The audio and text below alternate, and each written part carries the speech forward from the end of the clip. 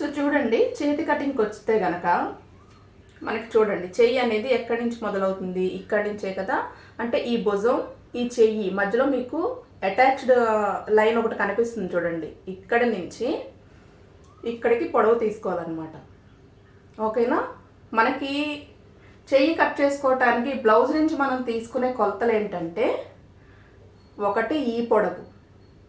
ఓకేనా అండి? 2 పొడవులు ఉంటాయి, గుర్తుపెట్టుకోండి. ఒకటి ఇక్కడి నుంచి చివరి వరకు మీ జాకెట్కి పొడవు ఎంత ఉందో చెయ్యి అంతవరకు తీసుకోవాలి. రెండో పొడవు ఏదంటే కింద మనకి చంక భాగానికి చూడండి, ఇదొక పొడవు కదా, ఇదొక పొడవు తీసుకుంటాం. ఇదొక పొడవు, ఇదొక పొడవు, 2 పొడవులు అనేవి మనం తీసుకుంటాం. నెక్స్ట్ ఏంటంటే, ఇప్పుడు ఈ పార్ట్ ఏదైతే ఉందో దీన్ని మనం చేతి లూజ్ కింద పరిగణిస్తామండి. చేతి లూజ్ అనేది మనం చూడండి ఇలా ఉంటుంది కదా, రౌండ్ తీసుకో అవసరం లేదు. ఇక్కడి నుంచి ఇక్కడికి ఎంత ఉందో కొలుచుకుంటాం అనమాట. మీకు చేతి కటింగ్ చేసుకోవటానికి మీరు అంటే నేను చెప్పే వెర్షన్లో మనకి ఈ 3 మెజర్మెంట్స్ జాకెట్ నుంచి తీసుకుంటాం. ఇంకొక 2 యాడ్ అవుతాయి, అవి ఎలాగనేది ఇప్పుడు చెప్తాను చూడండి. బ్రౌన్ షీట్ తీసుకోండి. ఓకే, తీసుకొని కావలసినంత ఫోల్డ్ చేసుకోండి.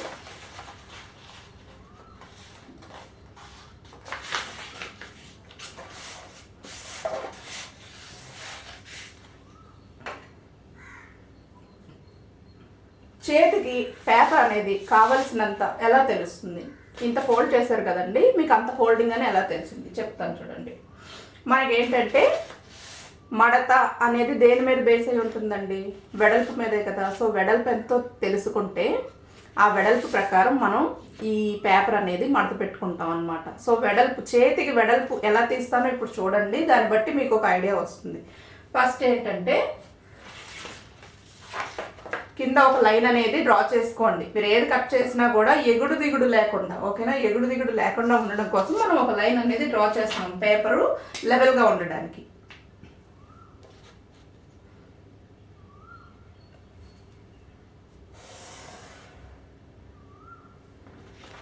ఓకే, ఇప్పుడు ఇక్కడి నుంచి ఒక 1 ఇంచ్ చూడండి, ఇక్కడి నుంచి 1 ఇంచ్ అండి. 1 ఇంచ్ ఖర్చు కోసం కలపండి. ఓకేనా? ఇక్కడి నుంచి 1 ఇంచ్ దగ్గర పాయింట్ మార్క్ చేసి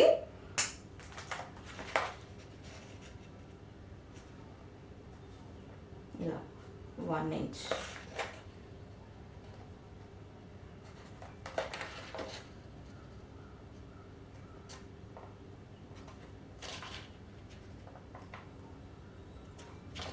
ఓకేనా? ఏ లైన్ అయితే మనం అంటే లెవెల్ కోసం తీసుకున్నామో అక్కడి నుంచి 1 ఇంచ్ ఖర్చు కోసం కలిపి ఇలాగ స్ట్రైట్ లైన్ అనేది తీసుకోండి.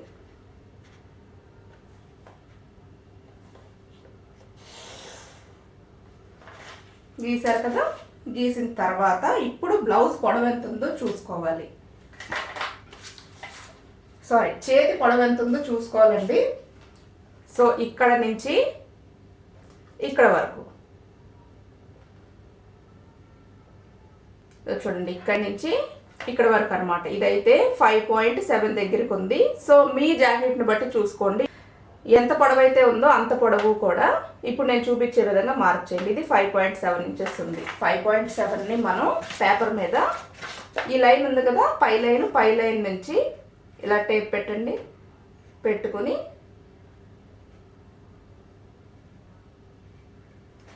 ఇలా మార్క్ చేయండి. ఓకే, 5.7 ఇది మన బ్లౌజు చేతి పొడవు అండి. ఈ చేతి పొడవుకి ఇంకొక 1/2 ఇంచ్ పైన ఖర్చు కోసం కలుపుకోండి. 1/2 ఇంచ్ ఎందుకంటే మీరు బ్లౌజ్ బ్యాక్ పార్ట్ గమనిస్తే కనుక మనం చంకకి ఎంత ఖర్చు పెట్టామండి? 1/2 ఇంచ్ కదా. సో చంక దగ్గర మనం అటాచ్ చేసేది చెయ్యి కాబట్టి చేతికి కూడా అంత ఖర్చు పెట్టుకుంటాం అనమాట. సో 1/2 ఇంచ్ అనేది ఇక్కడ ఎక్స్ట్రాగా కలుపుకోండి ఖర్చు కోసం. యాక్చువల్గా ఏంటంటే మన చేతి కటింగ్ ఇప్పుడు బ్లౌజ్ బ్యాక్ పార్ట్ చేసినప్పుడు ఫస్ట్ బ్యాక్ పార్ట్ అంతా మనం ప్యాటర్న్ డ్రాఫ్టింగ్ అనేది చేసుకుని లాస్ట్లో ఖర్చులు యాడ్ చేసుకున్నాం కదా. చేతికి ఏంటంటే మీరు ఖర్చులు కలుపుకుంటూనే కటింగ్ అనేది చేసుకుంటే కనుక మీకు అది ఇప్పుడు సపోజ్ ఇప్పుడు బ్యాక్ పార్ట్ ఫ్రంట్ పార్ట్ దీనికి కర్వ్స్ తిరుగుతాయి కదా, బ్యాక్ కంటే కూడా ఫ్రంట్ లోతు దిగుతుంది కొంచెం కదా. సో అట్లాంటి చోట ఏంటంటే మీరు 10 సార్లు గీసుకుని కన్ఫ్యూజ్ అయ్యే పని ఉండదు. సో ఖర్చు అనేది కలుపుకోండి. ఇది చంక ఖర్చు 1/2 ఇంచ్ అనేది పైన ఇక్కడ యాడ్ చేసుకోవాలి ఎక్స్ట్రా. ఓకే, సో ఆ పాయింట్ని చూడండి 5.7కి ఇంకొక హాఫ్ ఇంచ్ కలిపాను, 6.3 దగ్గరికి వచ్చింది. సో లెవెల్ కోసం సేమ్ పాయింట్ని ఇక్కడ కూడా మార్క్ చేసుకుని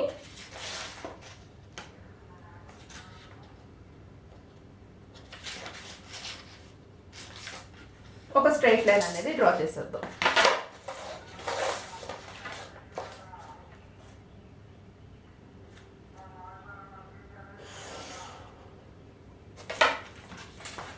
ఓకే, చేసిన తర్వాత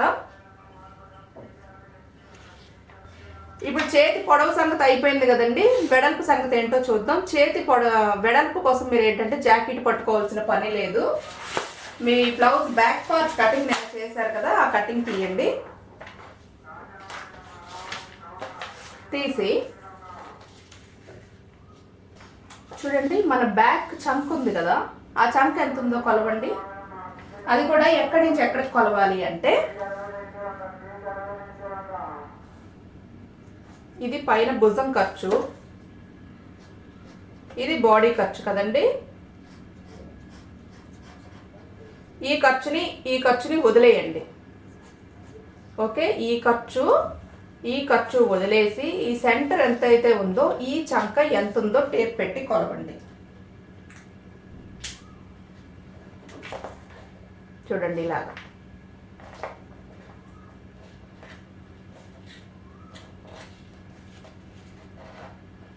.7 ఉందండి. ఓకేనా, ఆ 7.7 ఏదైతే ఉందో అది మీ చేతి వెడల్పు అన్నమాట. ఓన్లీ బ్యాక్ పార్ట్ చంక రౌండ్ తీసుకుంటే మనకి చేతి వెడల్పు తెలిసిపోతుంది. మీరు బ్లౌజ్కైనా డ్రెస్కైనా కూడా సేమ్ అలాగే చేసుకోవాలి. ఇప్పుడు నేను చెప్పే స్లీవ్ ఏంటంటే మనకి కమీజ్ స్లీవ్ అయినా కూడా మనం అలాగే కట్ చేస్తాం. ఓకేనా, సో అందుకని చెప్పి పాయింట్స్ అనేవి చక్కగా రాసుకోండి. బ్యాక్ చంక ఏదైతే ఉందో ఖర్చులు వదిలేగా ఈ మధ్యలోది కొలుచుకుంటే అది చేతి వెడల్పు అనమాట. సో 7.7 ఇంచెస్ కదా, 7.7 ఒకసారి చూడండి. 7.7 అంటే మనకి ఇక్కడికి వచ్చింది. సో జస్ట్ ఒక పావించ్ తగ్గించుకొని 7.5 దగ్గర మార్క్ చేస్తున్నాను నేను. అలాగే జస్ట్ ఒక 2 పాయింట్స్ అనేవి తగ్గించుకుని మార్కింగ్ అనేది చేసుకోండి. ఎందుకంటే మనకి చేతి షేప్ ఏదైతే ఉందో కరువు తిరుగుతుంది. కరువు తిరిగినప్పటికీ ఆ మెజర్మెంట్కి సరిపోతుంది అనమాట కరెక్ట్గా. సో 7.5 దగ్గర చేతి వెడల్పు మార్క్ చేస్తున్నాను.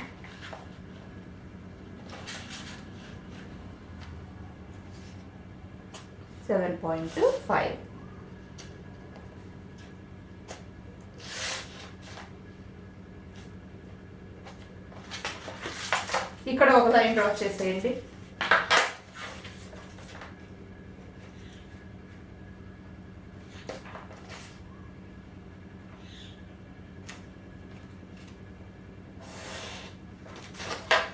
ఓకేనా, వెడల్పు కోసం మనం ఆ లైన్ అనేది డ్రా చేసుకున్నాం. సో చూడండి, నెక్స్ట్ మనం కొలుచుకోవాల్సింది ఏంటంటే ఇది చేతి లూజ్. మీ చేతి పొడవు ఎంత దాకా ఉందో ఆ చివర పాయింట్ ఏదైతే ఉందో అది చేతి లూజ్ అనమాట. సో ఈ పాయింట్ని కొలుచుకుందాం. ఇక్కడి నుంచి ఇక్కడికి 5.5 ఇంచెస్ ఉందండి. ఓకేనా, ఆ 5.5 ఇంచెస్ని మనం ఎక్కడ మార్క్ చేసుకోవాలంటే చూడండి, ఈ లైన్ ఉంది కదా, ఈ పై లైను ఇక్కడ మార్క్ చేయండి. 5.5. ఓకేనా, 5.5 అనేది ఇక్కడికి వచ్చింది. ఇప్పుడు మీకు అర్థమైంది కదండి, చేతులు ఏదైతే మనం కొలుచుకున్నామో అది ఈ లైన్ మీద మార్క్ చేయాలి. సేమ్ మెజర్మెంట్ అనేది ఇక్కడ కూడా వస్తుంది. ఈ కింద లైన్ కూడా చేతిలో ఖర్చే కాబట్టి ఒక పాయింట్ అనేది ఇక్కడ కూడా పెట్టుకోండి. ఈ పాయింట్ పెట్టుకున్న తర్వాత మనం కొలుచుకోవాల్సింది ఏంటంటే చూడండి, చేతి కింది భాగం పొడవు ఏదైతే ఉందో ఇది మనం కొలుచుకొని పెట్టుకోవాలి. ఇప్పుడు అది ఎలా కొలుచుకుంటామంటే చూడండి, ఇది చంక కదా, చంక ఇక్కడికి ఎండ్ అవుతుంది. ఓకేనా, ఎక్కడైతే మీకు లాస్ట్ పాయింట్ ఉందో ఇక్కడి నుంచి ఇక్కడ వరకు కూడా మీరు పొడవు అనేది చూసుకోవాలి. మీకు తెలుస్తుంది జాకెట్ పెట్టుకుని చూసుకున్నప్పుడు ఈ కింది పొడవు ఎంతవరకు ఉందని చెప్పి. సో ఇలా టేప్ పెట్టుకుని చూసుకోండి. ఇది 3 ఇంచెస్ ఉందండి.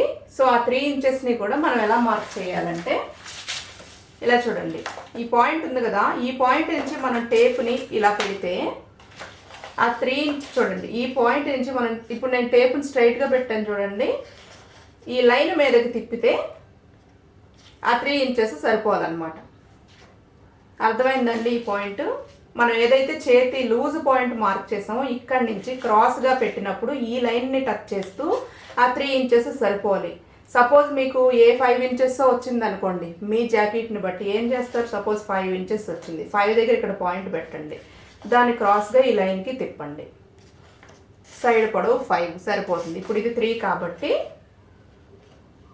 ఇక్కడికే వచ్చింది, ఓకేనా? ఈ 3 ఇక్కడికి వచ్చింది పాయింట్. సో ఈ రెండు కూడా మనం ఇలా స్ట్రైట్గా కలుపుకోవాలి, ఓకేనా అండి?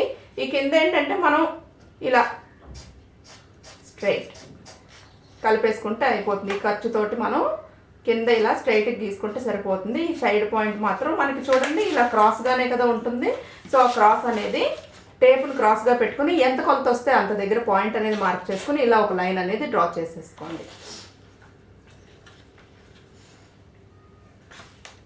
నెక్స్ట్ ఇప్పుడు ఇక్కడ నుంచి ఈ పాయింట్ ఏదైతే ఉందో ఇక్కడ నుంచి ఇటు స్ట్రైట్గా మనం బాడీ పార్ట్కి ఎంత అయితే ఖర్చు పెట్టాం, బాడీ సైడ్ అండి, సైడ్ ఎంత ఖర్చు పెట్టాం, 1.5 ఇంచెస్ కదా, ఆ 1.5 మీరు బాడీకి ఎంత పెడితే చేతికి కూడా అంత ఖర్చే ఉండాలండి కంపల్సరీ, అటు ఇటు అవ్వకూడదు. అప్పుడే అలా అయిందంటే సరిపోదు అనమాట, అది ఇది అడ్జస్ట్ అవ్వదు, ఓకేనా? కరెక్ట్గా అంతే పెట్టుకోండి. పెట్టుకుని ఇక్కడి నుంచి ఇక్కడికి స్ట్రైట్గా కలుపుకోండి. కలిపారు కదా? అలాగే ఈ స్లీవ్ లూజ్ పాయింట్ ఏదైతే ఉందో ఇక్కడ కూడా మనం ఖర్చు కలుపుకోవాలి కదండి, సేమ్ ఖర్చు 1.5 ఇంచ్ ఇక్కడ.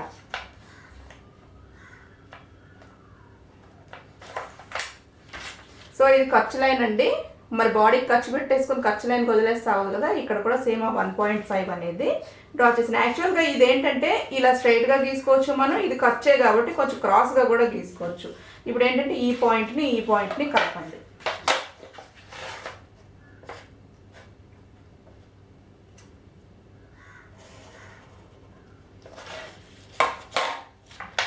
ఓకేనండి? ఈ పాయింట్ని కలపండి. ఇది ఖర్చు భాగం కూడా మనం గీసుకున్నాము. ఇప్పుడు ఏం చేస్తారంటే చూడండి, ఇది పొడవు కదా, అసలు పొడవు కదా మనకి, ఇది 1 అనుకోండి. ఈ పాయింట్ ఉంది కదా సైడ్, మనం ఏదైతే సైడ్కి కలుపుకున్నామో ఈ పాయింట్ ఉంది కదా, దీన్ని 2 అనుకోండి, ఓకేనా? అనుకున్న తర్వాత ఫోల్డింగ్ ఈ 1 పాయింట్ ఏదైతే ఉందో నేను చూపిస్తున్నట్టుగా 2 దగ్గరికి తీసుకురండి. చూడండి, ఒక పాయింట్ జస్ట్ తెలియడం కోసం పైకి ఇలా పెట్టుకుంటున్నాను, బ్యాక్కి. చూడండి, ఈ 1ని 2 మీదకి,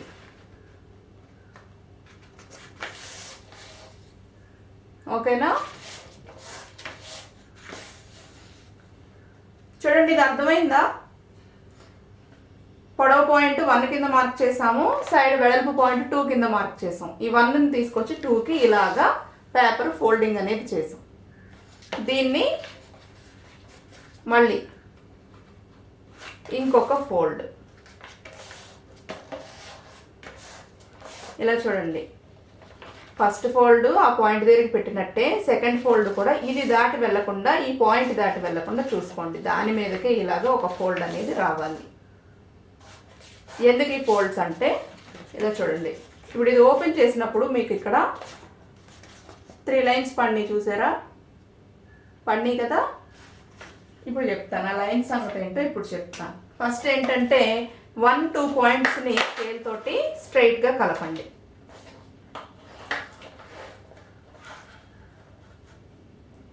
అది 1 పాయింట్, ఇది 2.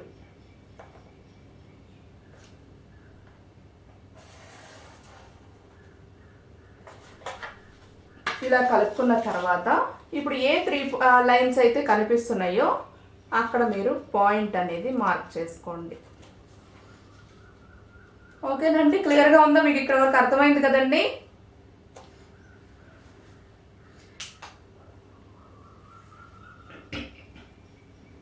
ఒకవేళ ఏదైతే పేపర్ ఫోల్డింగ్ చేశానో ఆ ఫోల్డింగ్ అనేది మీకు రాలేదనుకోండి, ఏం చేస్తారంటే ఈ 1 నుంచి 2కి ఎంత ఉందనేది మీరు టేప్తో ఒకసారి కొలుచుకోండి. ఓకేనా. ఇప్పుడు ఇది 8.5 ఇంచెస్ వచ్చింది. 8.5/4 సపోజ్ 8 అనుకోండి. 8/4 చేయండి. 4 చేస్తే ఏమవుతుంది, 2 వస్తుంది కదా. 4 2 8 కదండి, 2 వస్తుంది. 2ని ఏం చేస్తారంటే మీరు ఇక్కడ నుంచి టేప్ పెట్టి 2 ఇంచెస్ దగ్గర ఒక పాయింట్ మార్క్ చేయాలి. ఎక్కడైతే మార్క్ చేశారో అక్కడి నుంచి మళ్ళీ టేప్ పెట్టి 2 ఇంచెస్ దగ్గర ఇంకో పాయింట్, ఈ పాయింట్ నుంచి టేప్ పెట్టి మళ్ళీ 2 ఇంచెస్ దగ్గర ఇంకొక పాయింట్, ఇక్కడి నుంచి ఇక్కడికి ఇలాగే మీకు సేమ్ పాయింట్స్ అనేవి వస్తాయి అన్నమాట. ఓకేనా. ఒకవేళ ఫోల్డింగ్, యాక్చువల్గా ఫోల్డింగ్ ఈజీ, మనకి ఫోల్డింగ్ అనేది రాకపోతే కనుక ఆ మెజర్మెంట్ కొలుచుకొని 4 చేసుకోండి. వచ్చిన దాన్ని ఏంటంటే మధ్యలో ఇలాగ 3 పాయింట్ల కింద మార్క్ చేసుకోండి. చూడండి, ఇది ఒక పార్ట్, 2 3 4 భాగాల కింద మీరు విడదీయాలి దాన్ని. ఓకేనా అండి. సో ఇప్పుడు ఫస్ట్ పాయింట్ ఏ అనుకుందాం. చూడండి, ఇది ఏ, ఇది బి, ఇది సి. ఓకే. ఈ ఏ పైన ఈ క్రాస్ లైన్ మీదే మనం పాయింట్ అనేది మార్క్ చేసుకోవాలన్నమాట. ఏ పైన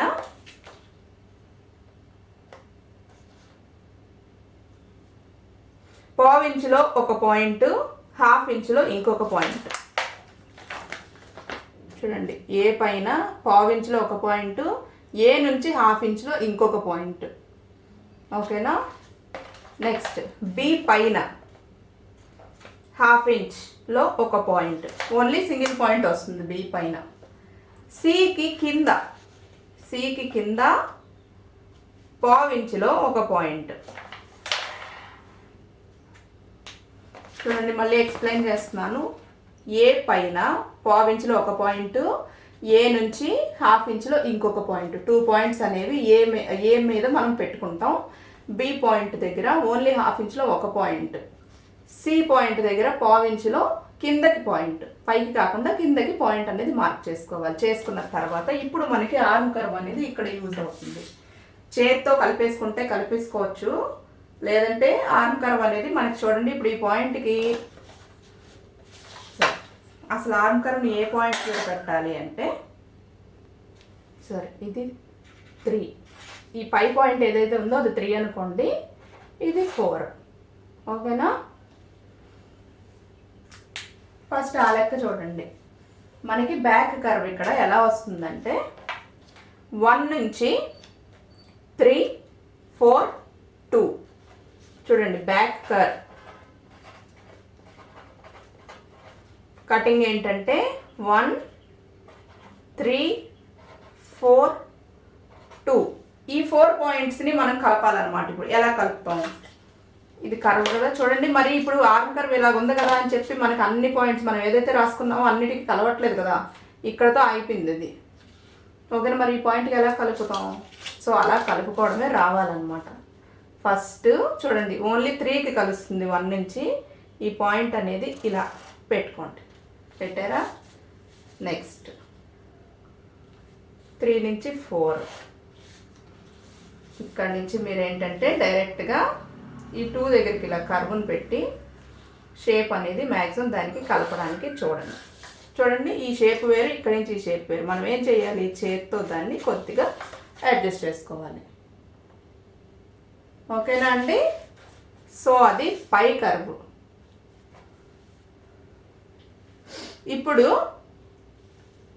పై కర్వ్ అంటే ఏంటి, బ్యాక్ అన్నమాట. బ్యాక్కి కర్వ్, చంకకి బ్యాక్ కర్వ్ ఇది పైది ఏదైతే మనం డ్రా చేసుకున్నామో. ఇప్పుడు ముందు లోతు మనం తీసుకుంటాం. అంటే బ్యాక్ చంక కంటే ముందు లోతు ఎక్కువ ఉంటుంది కదండి చేతికి.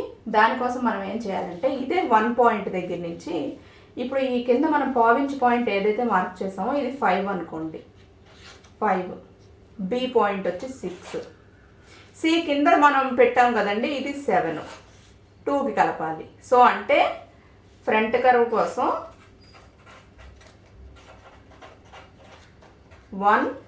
1 నుంచి 5 6 7 2. చూడండి, బ్యాక్ అయితే మనకు ఓన్లీ 4 పాయింట్స్ కలిపాము. ఫ్రంట్ కర్వ్ కోసం 5 పాయింట్స్ కలుపుతాం. ఎలా కలుపుతాము, ఇది కూడా సేమ్. ఈ 1 దగ్గర ఫస్ట్ ఇలా పెట్టి ఈ 5కి కలపండి. ఓకేనా. కలిపారు కదా. కలిపిన తర్వాత ఈ బికి షేప్ అనేది అటు ఇటు అయిపోతుందంటే మీరు చేతితో కలుపుకోండి. బి దగ్గర పెట్టిన తర్వాత ఏంటంటే ఈ కర్వ్ని ఇలా రివర్స్ పెట్టండి. పెట్టి చూసారు కదా C2 ఈ బి పాయింట్ నుంచి మనం పెట్టుకున్న పాయింట్ని టచ్ చేస్తూ సికి కలపాలన్నమాట. అదే అంటున్నాను, ఈ కర్వ్ని మనకి ఎలాగైనా యూజ్ చేసుకోవడం రావాలి. మీరు ఇప్పుడే స్టార్టింగ్ కాబట్టి మనకి కొంచెం కన్ఫ్యూజింగ్గా ఉంటుందండి. అలవాటు అయిపోతే కనుక చెప్పాను కదా నేను, మీరు అందరు సీనియర్స్ అయిపోతారు, హ్యాపీగా యూజ్ చేయడం వస్తుంది. ఓకేనా? సో ఇది ఫ్రంట్ కర్వ్. ఇప్పుడు ఇది ఎలా కటింగ్ చేసుకోవాలి? యాక్చువల్గా అండి మనం ఇప్పుడు దీనికి ఇంకా ఖర్చులు యాడ్ చేసుకోవాల్సింది ఏమీ లేదు. ఎందుకంటే చేతి కింద భాగం ఖర్చు ఇది, సైడ్ భాగం ఖర్చు ఇది. ఆల్రెడీ పొడవులో మనం ఖర్చు కలుపుకొని తీసుకున్నాం కాబట్టి సపరేట్గా ఇంకా ఖర్చులు అనేవి యాడ్ చేయాలి. కానీ ఈ కటింగ్ ఇప్పుడు ఏదైతే చేస్తున్నామో అది మోర్ ఇంపార్టెంట్ అనమాట. నిన్న రమ్మగారు అడిగారు ఒక పక్కన ఒకలాగా ఇంకో పక్కన ఒకలాగా వచ్చిందండి అని చెప్పి. సో మనం కట్ చేస్తున్నప్పుడు పేపర్ అనేది కదిలిపోకుండా పట్టుకోండి. గబుక్కొని అది ఇలా ఉండిపోయింది అనుకోండి, మీరు కట్ చేసినప్పుడు చూసుకోకుండా కట్ చేస్తే కనుక ఒకటి ఒకలాగా వస్తుంది. సో అస్సలు కదలకుండా ఉంచుకోవాలి పేపర్ని. కటింగ్ చూడండి. కటింగ్ ఎలా చేయాలంటే ఫస్ట్ బ్యాక్ పార్ట్ కటింగ్.